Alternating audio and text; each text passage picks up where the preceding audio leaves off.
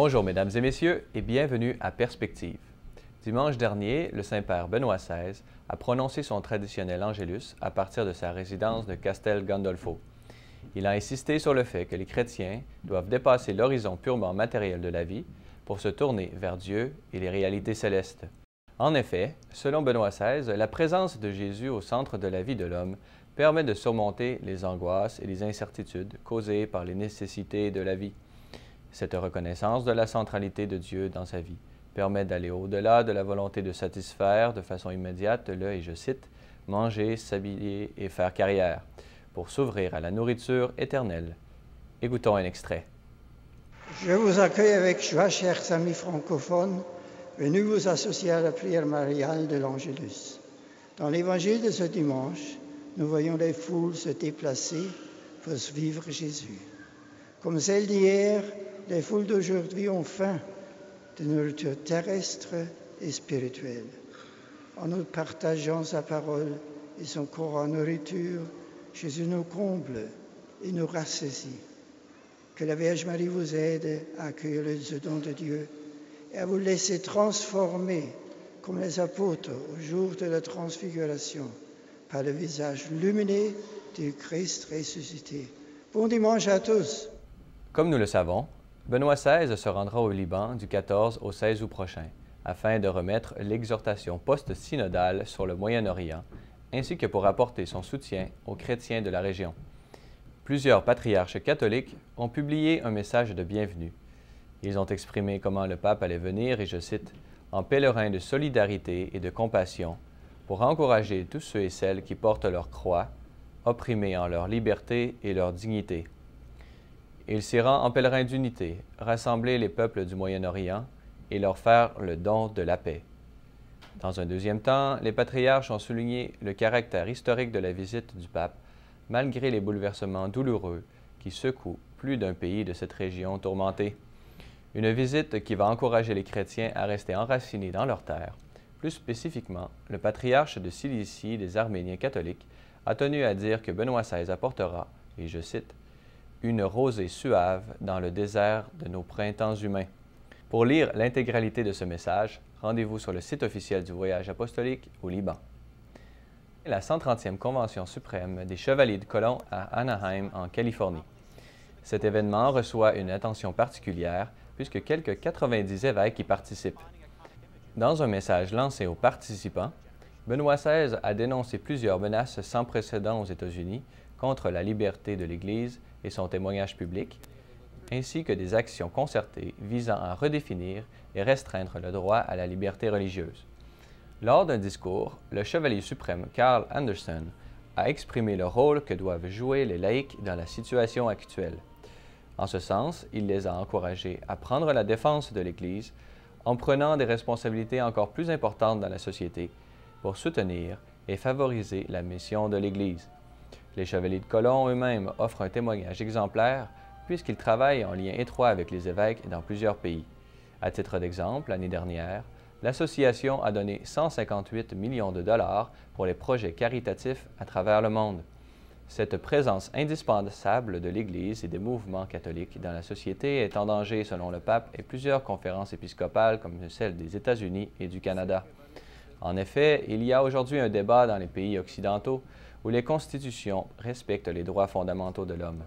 En effet, dans les pays d'Amérique du Nord, par exemple, certaines politiques vont clairement à l'encontre de la liberté de conscience et de religion. Ainsi, aux États-Unis, l'assistance contraceptive obligatoire a suscité une levée de boucliers au sein de l'épiscopat. Pour le cardinal de New York, Timothy Dolan, le président Obama est en train de créer un ghetto catholique et d'étrangler l'Église. En l'empêchant d'agir dans la société et d'intervenir dans le débat public, il limite sa mission à la propagation de la foi et ainsi viole les droits humains les plus fondamentaux. La Convention des Chevaliers de Colomb donnera l'opportunité aux évêques et à toutes les personnes présentes d'approfondir la situation actuelle. Salé Lumière est sur place pour vous offrir une couverture de l'événement. Voici une entrevue avec Monseigneur Paul-André Durocher, réalisée par nos collègues présents à la Convention suprême des Chevaliers de Colomb. Monseigneur Durocher, nous sommes ici à Anaheim, en Californie, pour le Congrès international des Chevaliers de Colomb. Et puis nous venons de participer à la réunion des Chevaliers du Canada. C'est ça. Vous étiez là en tant qu'archevêque de Gatineau, mais en même temps vice-président de la Conférence épiscopale du Canada. C'est ça. Pourquoi ce congrès est tellement important et le rôle des Chevaliers au Canada? Parlez-moi un peu. Oui, moi, c'est la première fois que je participe à ce congrès international.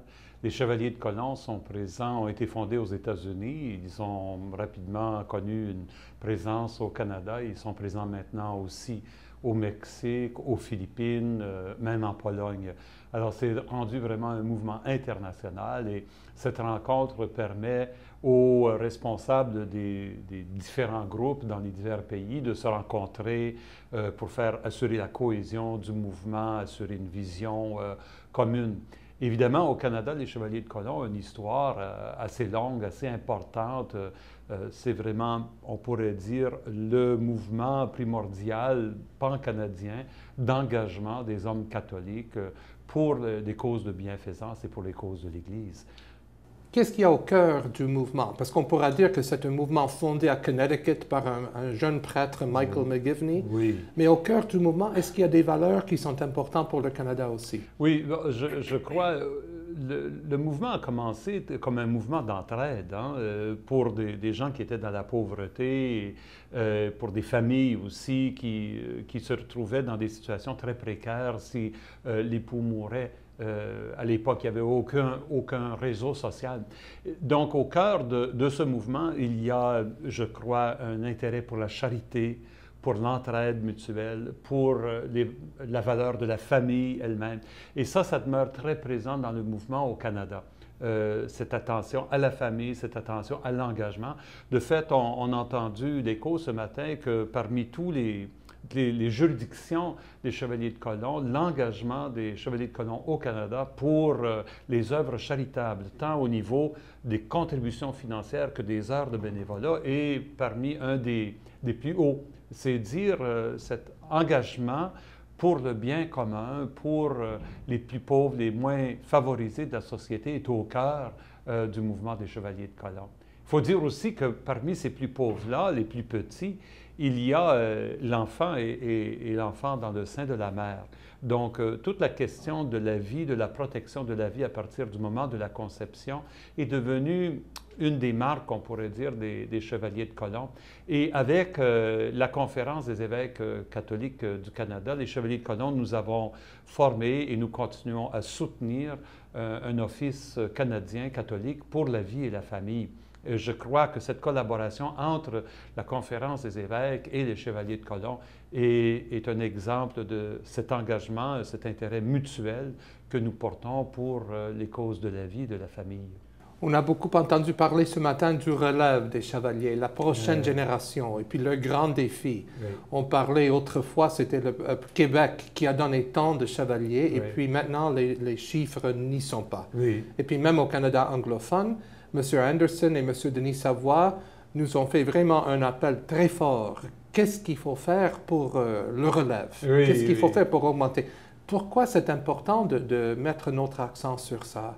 Bien, je pense que les Chevaliers de Colomb, comme organisme, étaient identifiés à un certain style d'Église. Et historiquement, on est en train de voir le passage de ce style d'Église-là, surtout au Québec, je pense. Nous entrons dans cette nouvelle époque, justement, on va avoir un synode sur la nouvelle évangélisation. On se rend compte que le monde, la société est en train de changer. Et dans ce sens-là, ce n'est pas le message de l'Évangile qui change, mais évidemment la façon de l'articuler, la façon de le présenter, la façon de le vivre. Et je pense que c'est ce temps de transition que les Chevaliers de Colomb, comme tous les mouvements. C'est tous les mouvements et les paroisses elles-mêmes, l'Église elle-même, nous devons découvrir une nouvelle façon de vivre cet engagement évangélique au jour le jour. Donc, face à cette nouveauté-là, il y a une difficulté de relève au sein de la chevalerie, comme il y a une difficulté de relève dans les communautés religieuses, au sein de nos paroisses, dans le nombre de prêtres. C'est un phénomène que nous vivons à la grandeur du Canada. C'est un phénomène qui, je pense, nous appelle à être créatifs, à trouver les voies de l'esprit, où est-ce que l'esprit souffle, où est-ce que l'esprit nous mène aujourd'hui. On vous a remis un chèque ce matin du fonds Monseigneur Laval C'est ça. pour la conférence épiscopale. Oui. Et puis, on nous a dit clairement que ce fonds a été établi en 83-84 par les chevaliers pour aider les œuvres de la conférence épiscopale. Exactement. Quelles sont ces œuvres? Les œuvres de la conférence sont énormes. C'est toutes les questions que les évêques portent en commun au Canada sont, on pourrait dire, de la compétence de la conférence. Mais en particulier au niveau de la conférence, nous assurons la communication, les relations internationales, les relations avec les organismes nationaux, par exemple, dans le dialogue écuménique, dans le dialogue interreligieux. Nous faisons beaucoup de travail au niveau de la formation en liturgie, le renouvellement des livres liturgiques. Nous travaillons dans le domaine de la justice sociale. Nous essayons de nous tenir au courant de ce qui se passe au niveau des lois fédérales pour suivre ces questions. Il y a énormément de travail que l'on fait. Nous avons de petits moyens pour le faire. Nous avons un petit bureau à Ottawa, un petit personnel et notre budget n'est pas énorme. Alors l'aide des Chevaliers de Colomb à cet égard est très appréciée. En particulier, nous nous servons de ces quelques dizaines de milliers de dollars que nous donnent les Chevaliers pour soutenir aussi des projets en faveur de la vie de la famille que la conférence favorise et que la conférence soutient. Alors, c'est vraiment apprécié comme don et ça soutient l'œuvre de l'Église à la grandeur du pays. Monseigneur Durocher, bon congrès ici à Anaheim et puis à bientôt au Canada. Merci beaucoup. Dans un message publié sur son site officiel, la Conférence épiscopale du Canada a voulu souligner l'importance des Journées mondiales de la jeunesse à Toronto en 2002. Dans un message d'action de grâce soulignant le 10e anniversaire, les évêques ont voulu exprimer comment la JMJ de Toronto fut la source de nouvelles vocations au ministère ordonné à la vie consacrée. Elle a stimulé le renouveau de la pastorale jeunesse. Elle a raffermi le sentiment de l'identité catholique et son rayonnement. Elle a aidé bon nombre de catholiques canadiens à mieux apprécier leur appartenance à l'Église universelle et à en approfondir le sens. Elle a donné un témoignage de collaboration écuménique et interreligieuse, et elle a suscité de nouvelles formes d'engagement et de nouvelles structures de communication dans l'Église, notamment la Fondation Sel et Lumière. Voilà, c'est tout pour aujourd'hui. Merci et à la prochaine.